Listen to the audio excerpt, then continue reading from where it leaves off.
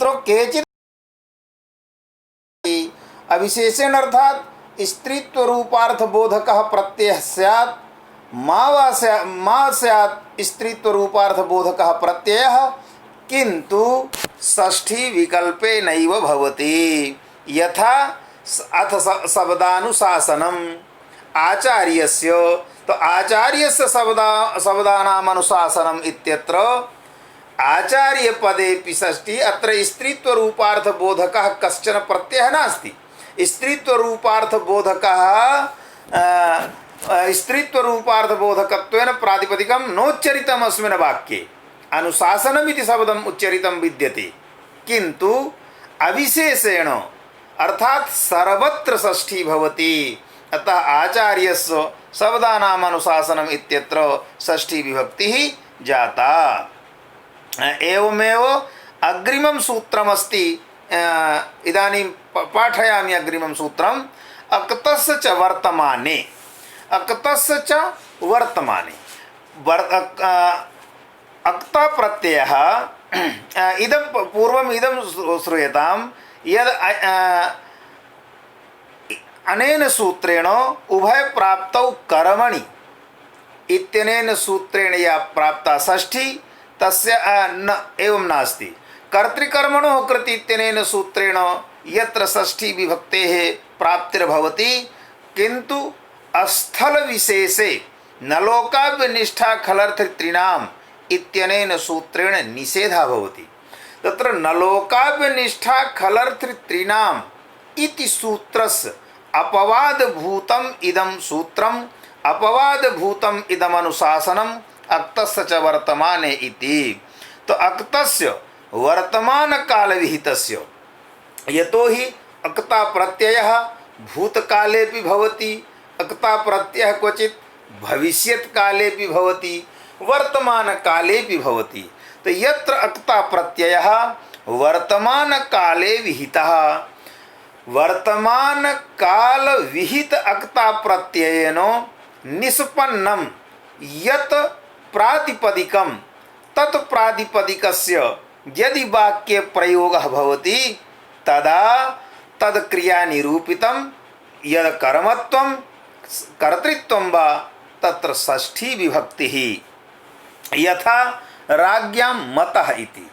राज्ञां मतः इत्यत्र मनु अवबोधने इत्यस्मात् धातोः मति बुद्धि पूजार्थेभ्यश्च इत्यनेन सूत्रेण कर्तरि अक्ता प्रत्ययः। तो कर वर्तमान काले च तो वर्तमान काले अक्ता प्रत्ययः वर्तमान काल रूपार्थ बोधकेन अक्ता प्रत्ययेन निष्पन्नं या निष्पन्नः शब्दः विद्यते मतः इति। तत्र अक्ता प्रत्यय प्रकृतिभूतः यः धातुः मन इति धातुः तद्धात्वर्थ क्रिया निरूपितं कर्तृत्वं विद्यते राजनपदे। अतः राजनपदात् षष्ठी विभक्तिः राज्ञां मतः अथवा राज्ञां बुद्धः अथवा राज्ञां पूजितः मति बुद्धि पूजार्थेभ्यश्च इत्यस्मिन् सूत्रे मतिग्रहणं बुद्धिग्रहणम् अथ च पूजाग्रहणं पूज इति ग्रहणं पूजार्थेभ्यश्च इत्यत्र।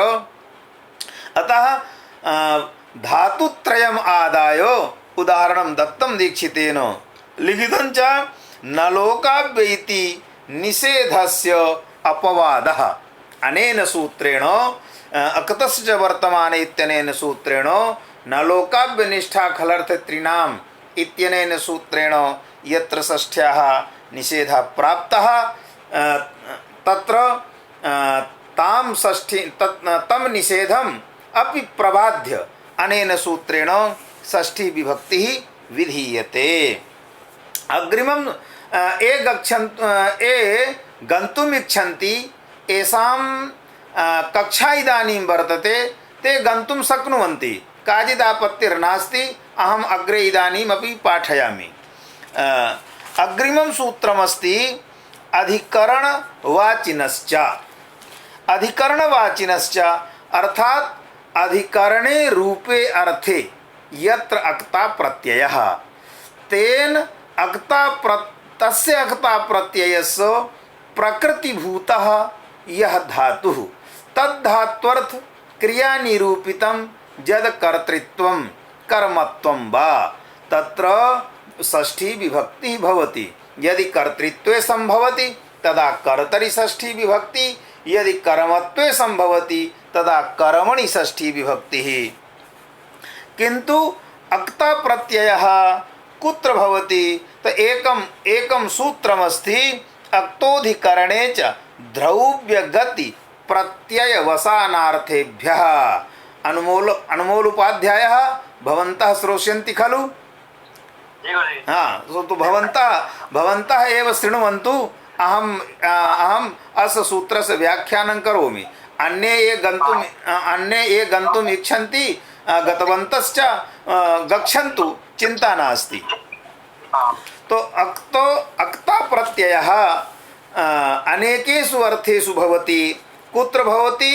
तो एकं सूत्रमस्ति अक्तोधिकरणे च द्रव्यगति प्रत्यावसानार्थेभ्यः। अक्ता अधिकरणे अक्ता प्रत्ययः अधिकरणे भवति, अथ च द्रव्य अर्थे गति अर्थे प्रत्यावसानार्थेभ्यः अर्थात प्रत्यावसाने रूपे अर्थे च अक्ता प्रत्ययः भवति। एषु अर्थेषु यदा अक्ता प्रत्ययः अधिकरण रूपे अर्थे विद्यते, अधिकरण रूपार्थ बोधकः यः अक्ता प्रत्ययः तद प्रकृतिभूतः यः धातुः तद्धात्वर्थ क्रिया निरूपितं यद कर्तृत्वम् अथवा कर्मत्वं तस्मिन् कर्मणि कर्तरि च यथा संभवे षष्ठी विभक्ति भवति। यदि कर्तरि संभवति तदा कर्तरि षष्ठी, यदि कर्मणि संभवति तदा कर्मणि षष्ठी। तत्र कारणं किमस्ति यथा संभवस्य?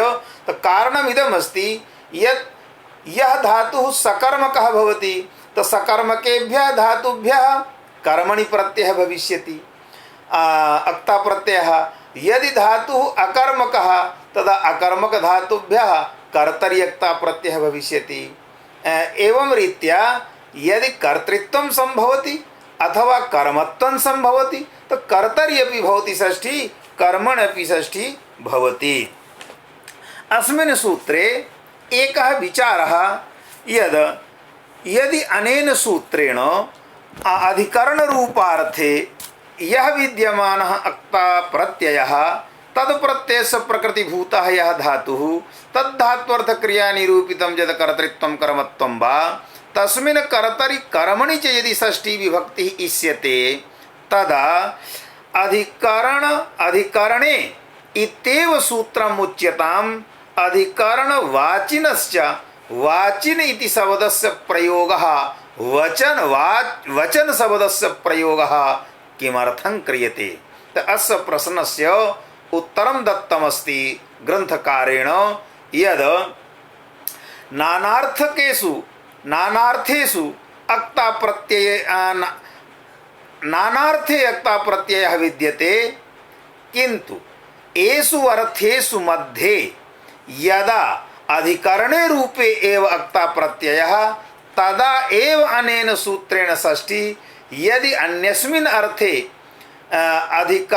अधिकरणेभ्यः भिन्ने अर्थे यदि अक्ता प्रत्ययः अस्ति, अक्ता प्रत्ययस्य विधानमस्ति तदा अनेन सूत्रेण षष्ठी न भविष्यति इति नियमयितुम् एव अस्मिन् सूत्रे वचनग्रहणं कृतम्। उदाहरणं किमस्ति अस्य सूत्रस्य? इदम् येषाम् उदाहरणमस्ति किम्? इदम् येषाम् आसितः, इदम् येषाम् आसितं सैतं युक्तं उक्तं भुक्तं वा? विचारयन्तु। अत्र आसितमिति दत्तं, सैतमिति दत्तं, गतमिति दत्तं, भुक्तमिति दत्तं। तो आसितम् इत्यत्र आस धातुः अस धातुः अकर्मकः, सैतम् इत्यत्र सिंह स्वपने इति धातुः अकर्मकः, किन्तु गतं भुक्तं गतम इत्यत्र यह गम धातुः सः सकर्मकः, भुक्तम इत्यत्र यह भुज धातुः सः सकर्मकः। एवं रीत्यैव वक्तुं शक्यते यद् क्वचित् कर्तरि षष्ठी क्वचित् च कर्मणि षष्ठी। यतो हि यदा अकर्मकेभ्यः या अकर्मकात् धातोः यदि अधिकरण रूपे अर्थे अक्ता प्रत्यय विधीयते चेत तदा अकर्मक धातुभिर्योगे कर्तृत्वमेव संभवति। अतः तत्र कर्तरि षष्ठी। यदा च धातुः सकर्मकः सकर्मकत्वेन प्रसिद्धः यः धातुः तेन धातुना यदा अक्ता प्रत्यय अधिकरणे रूपे अर्थे अक्ता प्रत्ययः क्रियते तदा तद्धातोः क्रियानिरूपितं कर्मत्वं संभवति। तत्र कर्मणि षष्ठी। तत्र किम् उदाहरणं दत्तम्? इदम् एषाम् आसितः। त इदम् एषाम् आसितः, एषाम् एतत् पदेन इदं शब्दः सर्वनामवाचकः, अतः निखिल ब्रह्माण्डस्य बोधकः। तो इदं पदेन कर्तृत्वेन विवक्षितं किंचित पदं गृह्यते। एवंच अत्र कर्तरि षष्ठी असधात्वर्थ क्रिया निरूपितं कर्तृत्वम् इदम पद बोध्ये विद्यते। अतः कर्तरि षष्ठी। एवमेव सिंह स्वपने इत्यस्माद् धातोः यः अधिकरण रूपे अर्थे अक्ता प्रत्ययः तो सिंह धात्वर्थ क्रिया निरूपितं कर्तृत्वं सिंह धात्वर्थ क्रिया निरूपितं कर्तृत्वमेव संभवति, न तो कर्मत्वं संभवति। अतः कर्तरि षष्ठी। किंतु गतं भुक्तम् इत्यत्र गतं भुक्तम् आभ्यां धातुभ्यां कर्मत्वमपि संभवति। अनयोः धातोः कर्मत्वमपि संभवति। अथवा गम धातोः अधिकरणे अर्थे यतः अक्ता प्रत्ययः गम धातुश्च सकर्मकत्वात् अत्र कर्मणि षष्ठी। कर्मवाचकस्य पदस्य यदि नास्ति प्रयोगः चेत् ओदनस्य इति प्रयोगः क्रियताम् ग्रामस्य वा। तो एषां ग्रामस्य गतम् एषाम् ओदनस्य भुक्तम्।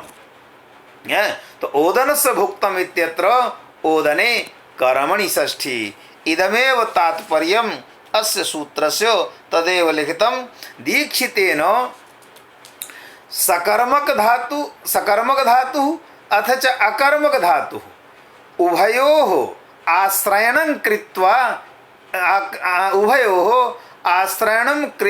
कृत्वैव एकः वाक्यप्रयोगः कृतः यस्मिन् वाक्ये धातुद्वयोः उपादानं कृतं वर्तते, सकर्मक धातोः अपि अकर्मक धातोः अपि इत्येव उक्त्वा